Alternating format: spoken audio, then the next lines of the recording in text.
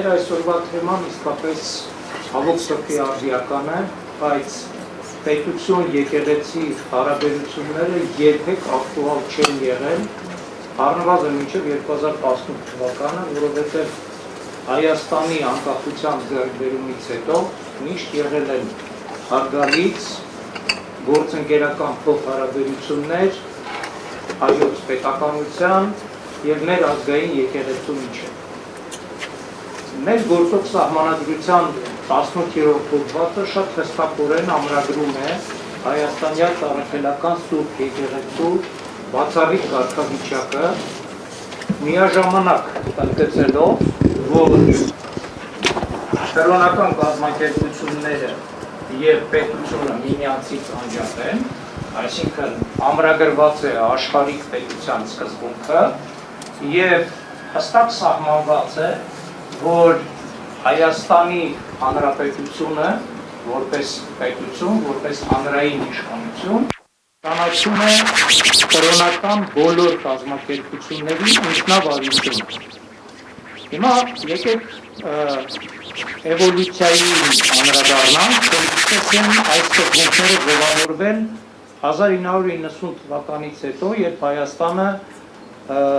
ձեռք բերեց իր պետական անկախությունը։ 1991 թվականին, երբ ընդունվեց խղճի ազատության վերաբերյալ օրենքը,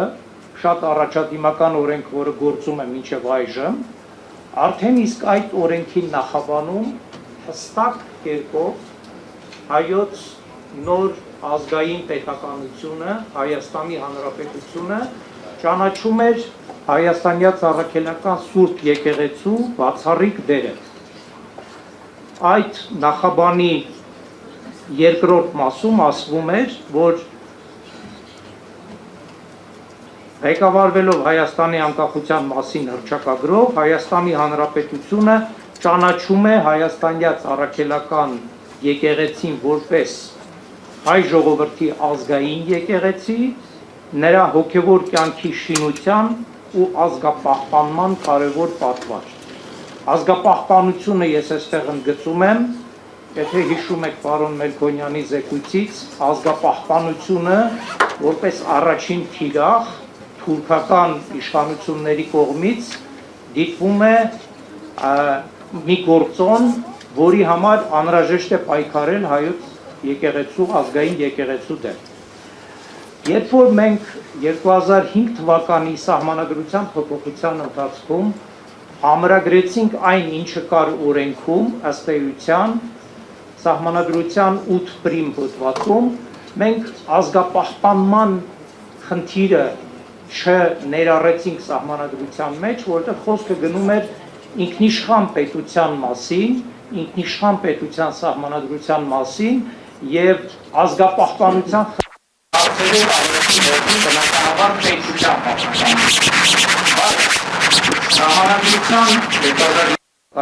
պետության սահմանադրության 8 պրիմ հոդվածի ամենակարևոր հիմնասյունային կետերից մեկը նրանում էր կայանում, որ ուղղակիորեն ամրագրվեց, որ Հայաստանի Հանրապետությունը ճանաչում է հայաստանյան առաքելական Սուրբ եկեղեցու բացառիկ առաքելությունը ի թիվս այլոց ազգային ինքնության պահպանման գործում։ Սա արդեն երկրորդ այն գործոնն է, որի վերաբերյալ պարոն Մելքոնյանը մեզ այստեղ տեղեկացրեց։ 2015 թվականի սահմանադրությունը ըստ էության որևէ փոփոխություն չի մտցրել հայաստանյան առաքելական Սուրբ եկեղեցու վերաբերյալ սահմանադրական դրույթում, պարզապես 2015 թվականի սահմանադրության առաջին գլխում շատ ավելի հստակ տարանջատում է կատարված մի կողմից պետությունը անջատ է եկեղեցուց սկզբունքի և 17-րդ հոդված և սահմանադրության 18-րդ հոդված հայաստանյան առաքելական Սուրբ եկեղեցու բացառիկ առաքելության վերաբերյալ։ Այդ հոդվածը առաջին մասը հետևյալն է. Հայաստանի Հանրապետությունը ճանաչում է հայաստանյան առաքելական Սուրբ եկեղեցու որպես ազգային եկեղեցու բացառիկ առաքելությունը հայ ժողովրդի հոգևոր կյանքում, նրա ազգային մշակույթի զարգացման եւ ազգային ինքնության պահպանման գործում։ Երբ որ սահմանադրությունը նաև 41-րդ հոդվածում խոսում է այն մասին, որ բոլոր կրոնական կազմակերպությունները իրավահավասար են եւ օժտված են ինքնավարության, կարող է առաջին հայացքից տպավորություն ստեղծվել, որ այնուամենայնիվ իրավահավասարություն չկա, որովհետեւ 18-րդ հոդվածը խոսում է հայ առաքելական Սուրբ Եկեղեցու բացառիկ առաքելության մասին։ Դա այդպես չէ, այն պարզ պատճառով, որ Հայաստանի Հանրապետությունը ճանաչում է այն բացառիկ դերը, որը որ կատարել է մեր ազգային եկեղեցին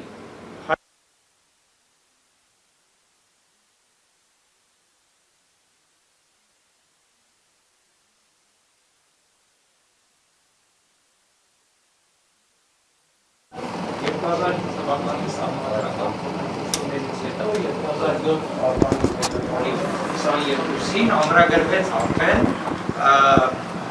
Հայաստանյան առաքելական Սուրբ Եկեղեցու եւ Հայաստանի Հանրապետության միջև հարաբերությունների մասին օրենքում, որը նույնպես սահմանադրական պահանջ էր 2005 թվականի սահմանադրության, այդ դրույթը, այդ օրենքը գործում է մինչև այժմ։ Երբ որ այդ օրենքի երկրորդ հոդվածի երկրորդ մասի համաձայն Հայաստանի Հանրապետությունը ճանաչում է մեր ազգային եկեղեցու ինքնավարությունը իր նվիրապետության սահմաններում, այդ դրույթը այսօրվա սահմանադրական իրավունքի 2015 թվականի սահմանադրության 41-րդ հոդվածի լույսի ներքո կարող է մի փոքր սահմանափակիչ թվալ, որովհետև 41-րդ հոդվածի 4-րդ մասը ամբողջությամբ է ճանաչում ցանկացած կրոնական կազմակերպության ինքնավարությունը, լինի դա նվիրապետության սահմաններում, լինի դա այլ ներքին, ուրեմն եկեղեցական գործերի կառավարման սահմաններում, այստեղ սակայն ամենակարևորը, որը որ դարձել է մեր համար ակտուալ, հենց նրանում է կայանում, որ Հայաստանի Հանրապետությունը իր պաշտոնատար անձինք, վարչապետի պաշտոնը զբաղեցնող անձի շուրթերով իրականում ուղղակիորեն միջամտում է Հայաստանյան առաքելական Սուրբ Եկեղեցու ինքնավարության ամենակարևոր մի շրջանի, մի գործոնի, որը հենց նվիրապետությունն է, այսինքն այն եկեղեցական պաշտոնների աշճաններին, որոնք որ բացառապես ազգային եկեղեցու իրավասության ներքո են գտնվում։ Ընդ որում սա վերաբերում է ոչ միայն մեր ազգային եկեղեցուն, այլ Հայաստանի Հանրապետությունում գործող ցանկացած եկեղեցու, որտեղ սահմանադրությունը ճանաչել է բոլոր կրոնական կազմակերպությունների ինքնավարությունը։ Հիմա այս առումով ակնհայտ է, որ պետությունը միջամտում է եկեղեցու ներքին գործերին, որի իրավունքը ինքը չունի սահմանադրության 17-րդ եւ 18-րդ հոդվածի ուժով, 41-րդ հոդվածի վերջին 4-րդ մասի ուժով, չունի նաեւ 2007 թվականի ուրեմն համապատասխան օրենքի ուժով։ Եվ երբ որ պետական մարմինների կողմից, նաեւ ժուրնալիստների կողմից մոտարապես այսպիսի անալոգիա է անցկացվում, թե գիտեք ինչ կա, եթե պետությունը անջատ է եկեղեցուց, պետությունը իրավունք չունի միջամտել եկեղեցու գործերին, ապա գործում է նաև հակառակը, եկեղեցին իրավունք չունի միջամտել պետության գործերին։ Բնավ այդպես չէ, սահմանադրությունը ելնում է ասիմետրիայից։ Պետությունը իրավունք չունի միջամտել եկեղեցու գործերին, եկեղեցին իրավունք ունի իր պաշտոնատար անձանց միջոցով խոսել բոլոր ընթերությունների մասին, որը որ ունի այսօրվա Հայաստանի պետական իշխանությունը, խոսել բոլոր այն հարցերի վերաբերյալ, որոնք որ ուղղակիորեն Հայաստանի Հանրապետությունը ճանաչել է որպես մեր եկեղեցու առաքելություն, նույն ազգապահպանության եւ առաջին հերթին մեր ազգային ինքնության պահպանության հարցերում։ Եթե մեր ազգային ինքնության բաղկացուցիչ մասը եղել է Արցախահայությունը, Արցախի եկեղեցին եւ Հայաստանի Հանրապետության իշխանությունների դավաճան ապաշնոր էպիթետները կարելի է շարունակել քաղաքականության պատճառով, մենք հիմա չունենք Արցախ եւ Արցախահայությունը փախստականի կարգավիճակում է հայտնվել, ապա բնականաբար մեր ազգային եկեղեցին առաջին հերթին իրավունք ունի եւ պարտավոր է այդ մասին խոսելը, եւ դա չի կարող դիտվել որպես պետություն եկեղեցի ուրեմն անջատ լինելու սկզբունքի խախտում, եւ պետության համար գործում է Սահմանադրության 6-րդ հոդվածի առաջին մասը, պետական մարմինները, պաշտոնատար անձինք կարող են գործել միայն այնքանով, որքանով, որ իրենք ստացել են լիազորություն Սահմանադրության կամ օրենքի կողմից։ Նիկոլ Փաշինյանը, իր նախարարները, որևէ մեկը չի կարող մատնանշել որևէ իրավական նորմ, որը իրեն լիազորել է, թույլ է տվել գործելու այնպես, ինչպես հիմա գործում է Հայաստանի Հանրապետությունը ցինիկաբար եւ ինչպես մենք այսօրվա մեր քննարկման արդյունքում տեսանք, լիովին համահունչ այն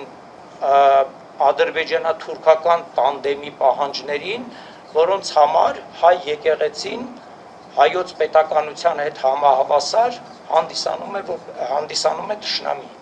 Հետևաբար, երբ որ մենք խոսում ենք այդ ասիմետրիայի մասին, մենք պետք է հստակ հասկանանք, որ Սահմանադրության 6-րդ հոդվածը արգելում է պետությանը միջամտել, բայց Սահմանադրության 41-րդ հոդվածը հնարավորություն է տալիս, իրավունք է տալիս Հայաստանի Հանրապետության ցանկացած քաղաքացու, այդ թվում բնականաբար նաև եկեղեցու սպասավորներին ազատ արտահայտելու իրենց կարծիքը։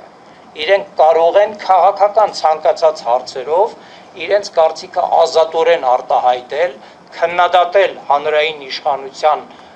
քաղաքականությունը, քննադատել հանրային իշխանության